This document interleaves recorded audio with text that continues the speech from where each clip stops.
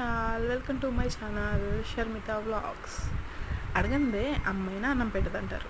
అలాగే కాకరకాయ కూర ఇష్టపడిన వాళ్ళు ఎవరుంటారు చెప్పండి. కాకరకాయ చేదని చెప్పేసి తెచ్చుకోకుండా వండుకోకుండా ఉంటారు చూడండి.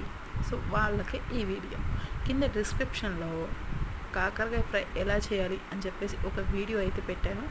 ఒక్కసారి వెళ్ళి వాచ్ చేసేయండి.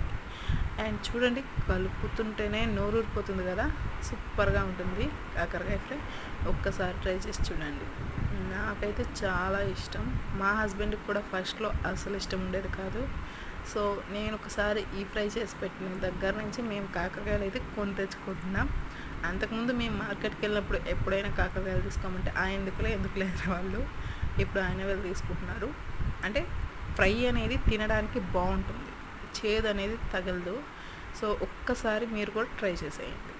ఓకేనా? డిస్క్రిప్షన్లో లింక్ ఉంది, క్లిక్ చేసి చూసేయండి.